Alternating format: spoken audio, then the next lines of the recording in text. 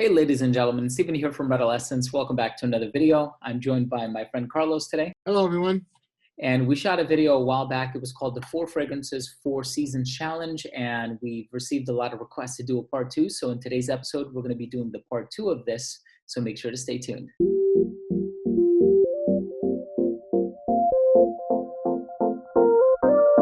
So Carlos, how's it going? It's going okay. Overall, it's been a difficult 2 months, but I'm okay. The last video I did was the one we did a week ago, one for my channel, one for yours. Yeah. And that was the last thing I put out. And it's been 9 days. Today was the first day that I finally got, okay, Carlos, get yourself together. Get up and at 'em and do a video for BFL fam, you know? Well, good for you. You know, sometimes it is nice to take a break, sort of reset our minds and then come in strong. And it gives us a nice opportunity to sort of reevaluate, see where we stand, and also get reignited. You know, you have that passion coming back to you. Totally agree. All right, cool, man. So for those who are just tuning in, if you didn't get a chance to watch the part 1 version of this video, basically what we do is we're going to take turns 3 and 3. So we're going to select 3 houses for the other person. That's all right, Carlos. And I'm going to give Carlos 3 houses, and he has to select 1 fragrance from that house for each season. So what he thinks is the best spring fragrance, summer fragrance, so on and so forth. For me. We're going to take turns. For you, yes. So it's all personal, it's all subjective, and no wrong answers here.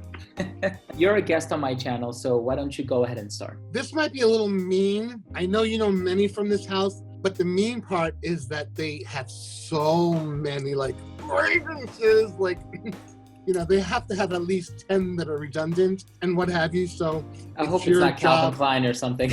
No. It is from Pierre Montale, Montale, Paris. Oh my God, wow. All right. Yeah, that was a good one. So, Pierre Montale. Yeah, they do have a lot, and it's really difficult to choose. Over 100. They're just as bad as bond number 9 in terms of... Yeah. You know, yeah, they're always coming out with something. No, but this is really good actually, because I haven't really thought about Montale Paris in a long time. And they have a lot of really good fragrances. You know, one of my favorites is Red Oud. That's one that I just keep going back to year after year. We share that together. We both love that. It's so good. It's such a great fragrance. And okay, so I think I'm just torn between spring and summer. So one of my favorites is Soleil de Capri. And as much as I would love that for a spring fragrance, I think I would go more so in the summer month. I agree with you. I should say. Yeah, thank you. And that one kind of reminds me of Jardin d'Amalfi by Creed. And so, but the performance is incredible. So Soleil de Capri for the summer. I think for the spring, I would probably go with something like Red Vetiver. Okay. Which kind of smells like Terre d'Hermès. Totally smells like Terre d'Hermès. All right. For the fall, I would go with Ristretto Intense Cafe. And then for the winter, I'm going to go with Red Oud. All right. Solid, my brother. All right. Yeah, thank you for putting me up to the challenge. So so before we shot this video, I was reading through the comments to see if anybody was going to make recommendations. And this company came up a few times, so I figured I'd give it a you. Hopefully it's not one of the ones you chose for me, but I would like to give you XERJOFF. XERJOFF. There were just so many that I love, and I have not tried all of them. I shall do my best. I'm going to say that fall, it's a recent fave of mine. It's the Starlight. It is just so gorgeous. You know, it's a beautiful cinnamon clove and a nice, powerful gourmand that is just delicious. Now, can I ask you a question? Is it the whole XERJOFF universe? Anything, or just XERJOFF strictly? You know what? Sure. Let's do the XERJOFF universe. So if you want to do like a Casa Marati or a Suspiro. Yeah, okay, fine. Winter, I love my Richwood. Richwood is just amazing to me. I have done the challenge of 4 fragrances for the rest of your life, and I had no problem choosing Richwood as something that I would not mind wearing for the rest of my life. But that's a lie. You know what I mean? Just for the challenge. It's incredible. But I do love that one, all kidding aside. I like Pico Valledama for the summer.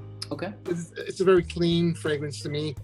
And Mephisto Gentle Uomo is a citrus. Probably, I'm going to take that one for the spring, because it does have some nuances of leather in there and a little cedar or something, kind of wood, because it's supposed to be reminiscent of the old barbershops in Italy. So you have the smell of the chairs and the wood floors. So Gentle Uomo for the spring. No, that's cool, man. I really like Mephisto Gentle Uomo, and I also do really like Starlight as well. I know we reviewed that one together, so really solid choices there. So what do you have for me now? What do I have for you?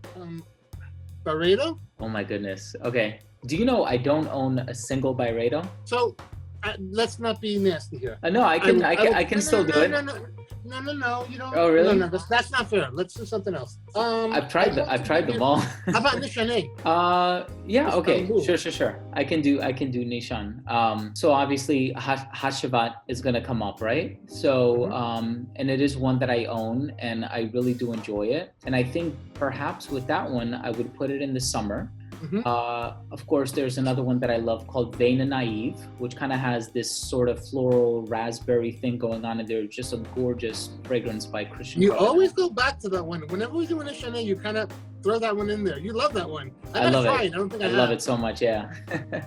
So I think I'm gonna put that one for the spring. Now we're left with two, Fan Your Flames and Ani. So now it's like, which one do I make fall? Which one do I make winter? I think, Fan Your Flames is a little bit heavier, with that tobacco sort of resinous thing. So I'm going to put that for the winter. Tobacco, coconut. It's an odd pairing of notes, but it's just so gorgeous. It just works so incredibly well. So I'm going to put Ani for the fall. And there we have it. Love Ani. Love Ani. Awesome, man. Love this. Definitely one of my favorite releases of last year. Nice. So you're up, and it's my turn. All right, so let us know, what would you rank for which season from the house of Christian Dior? Christian Dior. So and it could be everything, the high tier, luxury, yep. So many. Bro, stop. It could be. Let me guess. Sauvage for the summer, Sauvage Parfum for the fall, Sauvage Parfum for the winter. No, stop. No. And Very Cool Spray for the spring. Okay, I'm done. Your turn. Okay, I'm sorry, it's your turn. Go ahead. For the fall, let's throw in the beautiful Fête Delicieuse, that almondy tonka bean thing that is just really so gorgeous. Oh, and a beautiful bottle that I barely touch. There's just so much. I feel like I neglect, like a father who neglects some of his children. That's horrible. But Fête Delicieuse for the fall. It's a great. For the winter, I have one that's discontinued that I really, really love, and I always come back to this one. Fahrenheit, Le Parfum. Ah, okay, yeah, sure. Boozy, for the spring. I like Dior Homme a lot. Even the reformulated one, not the one from this year. No. Dior Homme is great for the spring. It's vanillic. It's funny.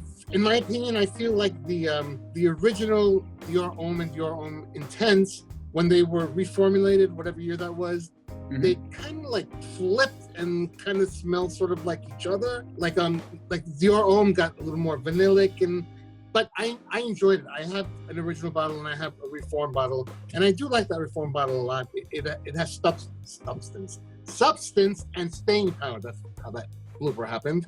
And for the summer, what's the Aqua Fahrenheit? Wow, you love your Fahrenheits. I do. That's good, man. That's really good. And I think if there were a season in which to wear Aqua Fahrenheit, it would definitely be the summertime. So nice choice. How about I give to you FLUR? FLUR. Oh my God. Okay. All right. But you think most people don't really know that brand so well? I think they should know that brand, to be honest with you. So they have a lot of really, really good fragrances. And so let's do FLUR. I would like that. So for FLUR, I think, hands down, for the spring, I would go with Greylock. That is a really nice vetiver, sort of bordering between like the dirty vetivers and the clean vetivers. So I do like Greylock for the spring. For the summer, 100% Olmsted and Bow. That's a really bright, sort of also grassy, but very sort of fresh and citrusy fragrance. It's one that I go back to every summer. I love that one. For the fall, I'm gonna have to go with Hepcat. There was just something about it. The spice that's used in there kind of puts me in that autumnal sort of festive feel. And so I really like Hepcat for the fall. Okay, and for the winter time, if there were a FLUR fragrance that I had to choose, it would be, and I am guilty, I haven't worn this for a very, very long time, and we just sort of exited the winter. Yeah. But it's Moab. And Moab, from what I remember, is this very sort of clove, spicy, vanilla sort of fragrance, but it has a very dusty smell to my nose. Okay. And so it's not as spicy and sweet in the way that Hepcat is, but I really like Moab. Unfortunately, it's not one that I've spent as much time with, not as much time as I've spent with like Olmsted and Bow or something like that. But that was a really interesting Hanami house. is the one that spoke to me the most, and probably it's because that's the only one I tried, basically. Yeah, Hanami is an interesting one. I remember when we were judging on the panel for the Fragrance Foundation, that was actually one of the fragrances that was a runner-up for that year. So that's cool. The last one I'm going to pick for you, and you know what? It's funny. I don't even know how many you own from this company, but I'm just going to throw it out there. Frederic Malle. I don't own enough from Frederic Malle. I actually own 4, I believe. But I've sampled and had travel sprays and decants of most of the line. So for the fall, I would like Musc Ravageur. For the winter, Portrait of a Lady, hands down. For the spring, Lys Mediterranee. And for the summer, I'm going to go with Iris Poudre. No Bigorat Concentré, no L'Eau de Verre, no Dantebran. No! What? You're like the comment section in our videos. One up with the roof one. I don't have that one. No, I know. It's all personal. Just like we said in the beginning of the video, of course. Sorry about that. No, but those are excellent, excellent choices. And some of them, like Iris Poudre, I need to spend a little bit more time with myself. So thank you for reminding me of that. It's a powdery iris. Yeah. Yeah, but you know, I know you like your iris fragrances, as do I. All right, well, thank you so much for doing this video with me, Carlos. My pleasure, it was fun. Yeah, thank you for joining, of course. And of course, thank you everybody at home for watching this video. Hopefully you played along with us when we mentioned these companies. Hopefully you selected your favorites for each respective season. And of course, as always, if you would like for us to do a part 3, make sure to leave a comment down below and let us know. And it's always fun for us to get together, even though it is digitally. It just gives us a chance to connect doing something that we're both very, very passionate about. So thank you for that. Also, if you are new to this channel, please do consider subscribing to this channel to support it. All you need to do is click the red button in the corner, and also please make sure to enable notifications by clicking on the bell.